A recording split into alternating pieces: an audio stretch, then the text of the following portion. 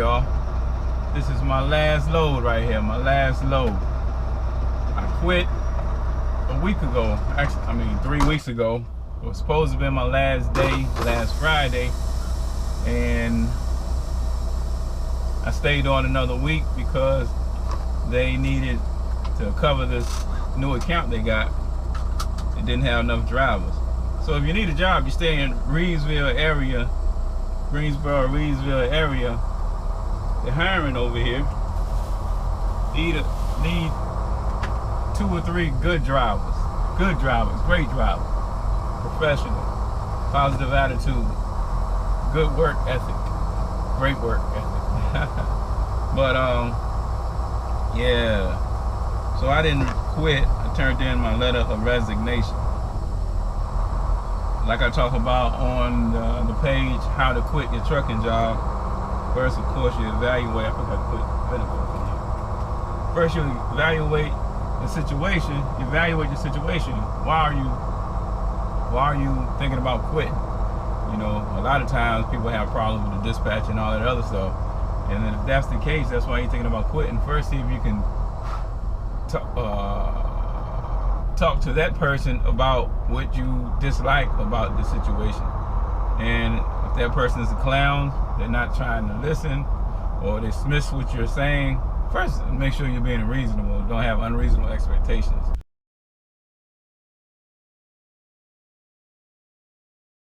Thinking that you can go home every weekend, depending on the job. But if you just go to a normal startup company and you expect that every weekend, it's not reasonable. Thinking you can make $1,500 every week, $1,000 every week, especially at a startup company, that's not reasonable. Thinking that you can go home every weekend and make the same pay as you would if you ran 2 or 3 weeks at a time. It doesn't work like that, y'all. Thinking that every run is supposed to be 600 plus miles, or every run is supposed to be one that you love, or that you'll never have to go somewhere that you don't want to go. That's just not reasonable when it comes to trucking jobs. Now, once you get some experience, you can really go to a trucking company that is more suitable for you. Reasonable. Don't have unreasonable expectations of the job, you know. But assuming that you've done that and you feel like you got a legitimate concern about how things are going, then you speak to your dispatcher, driver manager, whatever y'all call that person you deal with on a consistent basis at the company you're at.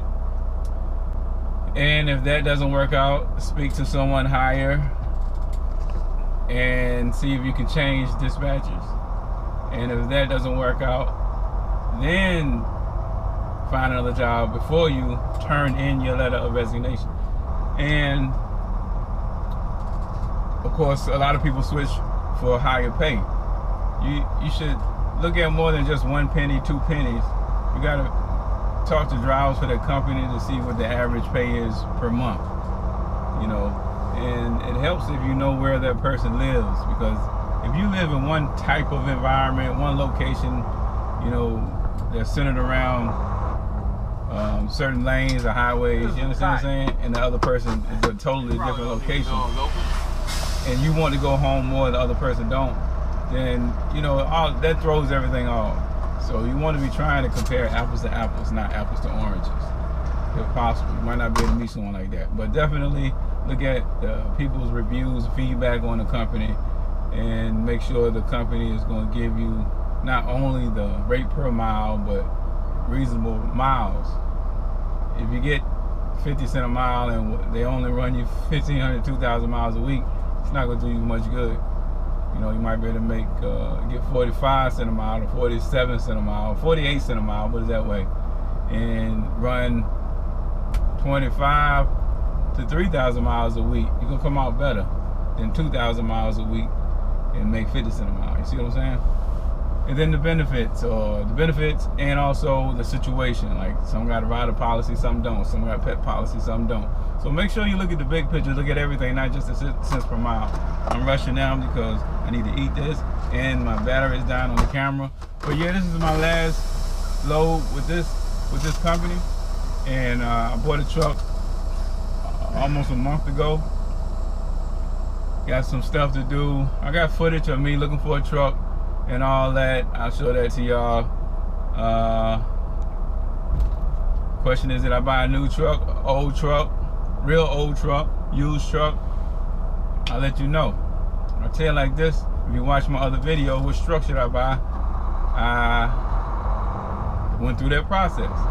And the other video that talked about where you might find a good used truck, I went through that process and I got footage of that. Like I said, look at people's yards, man, and make a mental note.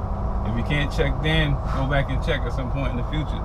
You go through that 3 or 4 times, the truck in the same spot, look like it ain't been moved, it might be a good deal waiting for you. Did I find one? I'm not about to tell you right now. Stay tuned. But I got to go. I want to eat this. What is this? Split peas, man. Split peas. By the way, I apologize. I know I was supposed to be in here a long, shoot, I'm 2 months late on the lives. But no excuse really. There was a lot going on. Courtney died. GDPR was coming. Still got a lot of work to do on the website to get that ready. Basically waited to the last minute. But I didn't know I was gonna have to do so much stuff. Anyway, you know, just a whole lot of things going on. Like I said, I was looking for a truck and all that. Running. But anyway. Hello. Yeah, man. I apologize to those who were waiting to catch those. But your waiting shall not be in vain. I gotta get the pinnacle. Shall not be in vain because videos are coming. And the lives are coming eventually. The lives are coming eventually.